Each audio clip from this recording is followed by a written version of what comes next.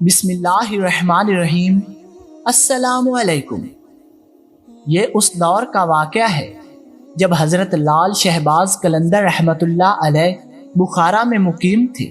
اس دور آپ رحمۃ اللہ علیہ نوجوان تھے مگر شہرت عام ہو چکی تھی۔ بخارا کا بادشاہ بے اولاد تھا۔ اس نے نامور طبیبوں کے نسخے آزمائے، علماء کے کہنے پر ضرورت مندوں میں دولت تقسیم کی، لیکن نہ کوئی دوا کام آئی اور نہ دعا۔ آخر ایک وزیر نے بادشاہ کو حضرت لال شہباز قلندر رحمۃ اللہ علیہ کی خانقاہ کا پتہ بتاتے ہوئے کہا، اگر آپ اس نوجوان درویش سے رجوع کریں تو عجب نہیں کہ اللہ تعالیٰ آپ کی مشکل آسان فرما دے۔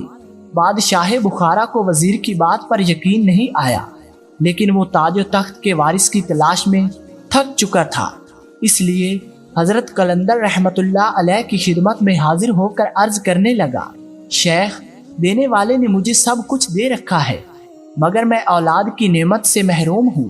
میرے لیے دعا فرمائے کہ خالق کائنات مجھے بے نشان ہونے سے بچا لے۔ شاہ بخارا کی التجا سن کر حضرت لال شہباز قلندر رحمۃ اللہ علیہ نے فرمایا، کوئی کتنا بھی کثیر الاولاد ہو مگر بے نشانی ہر شے کا مقدر ہے۔ شاہ بخارا نے عرض کیا، میں اس بے نشانی کی بات نہیں کر رہا ہوں، مجھے اپنے تاج و تخت کا وارث چاہیے۔ حضرت لال شہباز قلندر رحمۃ اللہ علیہ نے شاہ بخارا کو ٹالنے کی عرض سے فرمایا، سب کچھ اس کے قبضہ قدرت میں ہے، جس نے تمہیں تاج و تخت بخشے ہیں وہی اولاد بھی عطا کرے گا، اسی کے آگے دامن مراد پھیلائے رکھو۔ شاہ بخارا نے غمزدہ لہجے میں کہا، شیخ، میرے گناہ مجھے مایوسی کی طرف کھینچے چلے جا رہے ہیں، اگر میری التجاؤں میں تاثیر ہوتی تو میرا نخل مراد اب تک بار آور ہو چکا ہوتا۔ شاہ بخارا کی عاجزی و بے چارگی دیکھ کر حضرت لال شہباز قلندر رحمۃ اللہ علیہ نے آنکھیں بند کر لی۔ ایسا محسوس ہوتا تھا جیسے آپ رحمۃ اللہ علیہ مراقبے میں ہیں۔ پھر کچھ دیر بعد حضرت لال شہباز قلندر رحمۃ اللہ علیہ نے سر اٹھایا اور فرمان روائے بخارا سے مخاطب ہوئے، تمہیں بحکم خدا تخت کا وارث تو مل جائے گا مگر اس کی ایک شرط ہے۔ شاہ بخارا کہنے لگا، مجھے ہر شرط منظور ہے۔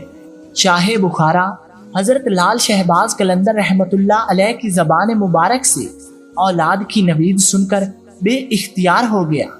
حضرت لال شہباز قلندر رحمۃ اللہ علیہ نے فرمایا، تمہارے شہزادے میں آدھا حصہ ہمارا ہوگا۔ حضرت لال شہباز قلندر رحمۃ اللہ علیہ نے شاہ بخارا کے سامنے اپنی شرط پیش کر دی۔ آدھا حصہ۔ حضرت لال شہباز قلندر رحمۃ اللہ علیہ کی شرط سن کر شاہ بخارا حیرت زدہ رہ گیا۔ شاہ بخارا کہنے لگا، شیخ، میں آپ کی بات سمجھا نہیں۔ حضرت لال شہباز قلندر رحمۃ اللہ علیہ نے بے نیازانہ کہا، وقت آنے دو، سب کچھ سمجھ جاؤ گے۔ شاہ بخارا سر شاری اور حیرت کے عالم میں قلندر رحمۃ اللہ علیہ کی خانقاہ سے اٹھ کر چلا گیا۔ پھر ایک سال بعد بخارا کا قصر شاہی نکاروں اور شادیانوں کے شور سے گونج اٹھا۔ وزرائے مملکت، امیران سلطنت اور دیگر خدمت گار شاہ بخارا کو خوبصورت فرزند کی ولادت پر مبارکباد دے رہے تھے اور فرمان روائے بخارا کی سماعتوں میں حضرت لال شہباز قلندر رحمۃ اللہ علیہ کے یہ الفاظ گونج رہے تھے، بحکم خدا شہزادہ تو آ جائے گا مگر اس میں ہمارا آدھا حصہ ہوگا۔ شاہ بخارا نے حضرت لال شہباز قلندر رحمۃ اللہ علیہ کے اس مبہم اشارے سے یہ مفہوم اخذ کیا تھا کہ آپ رحمۃ اللہ علیہ سیم و زر کے طلبگار ہوگے۔ نتیجتاً وہ انتہائی قیمتی تحائف لے کر حضرت لال شہباز قلندر رحمۃ اللہ علیہ کی بارگاہ میں حاضر ہوا۔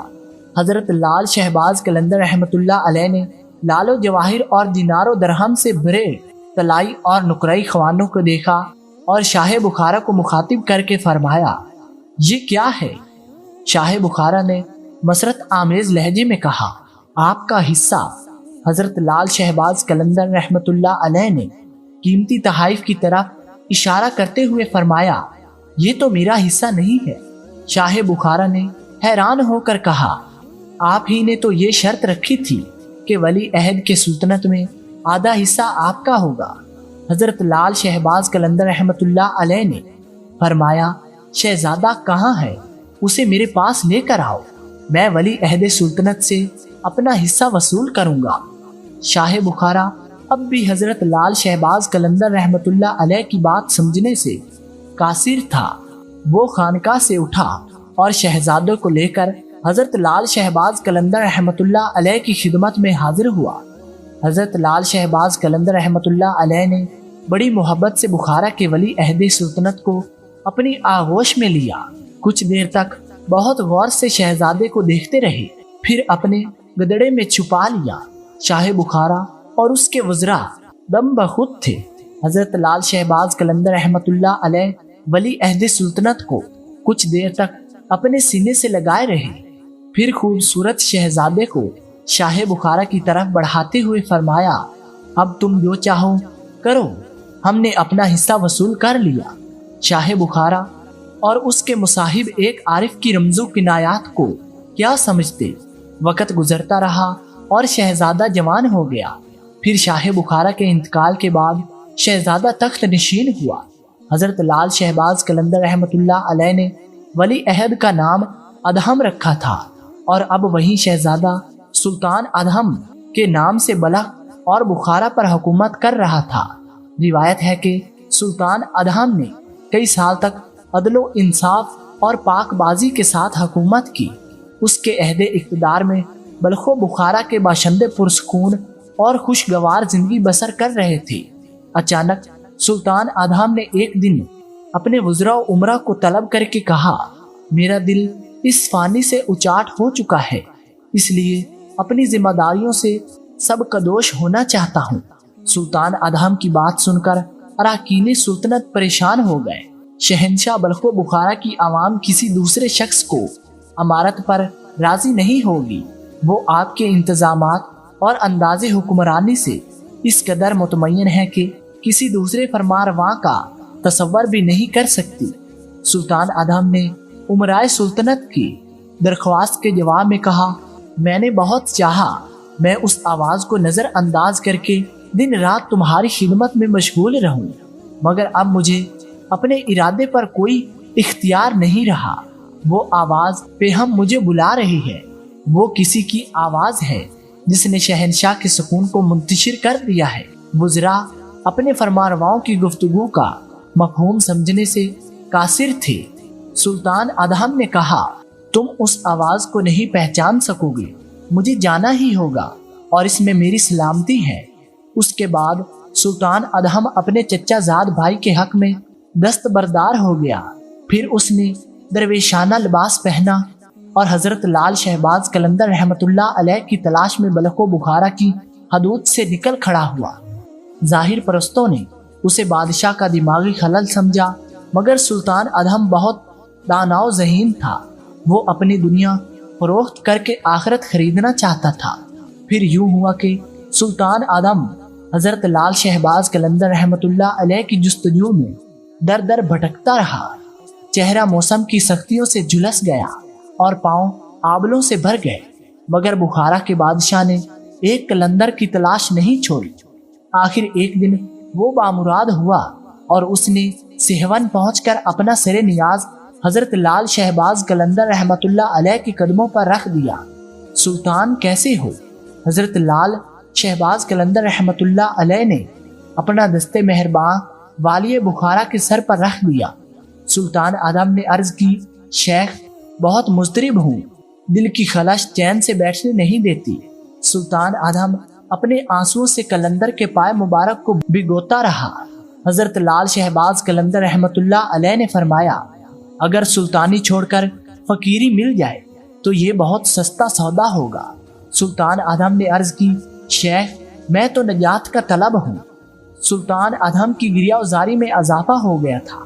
حضرت لال شہباز قلندر رحمت اللہ علیہ نے فرمایا، اس سے مانگتے رہو، نجات مل جائے گی۔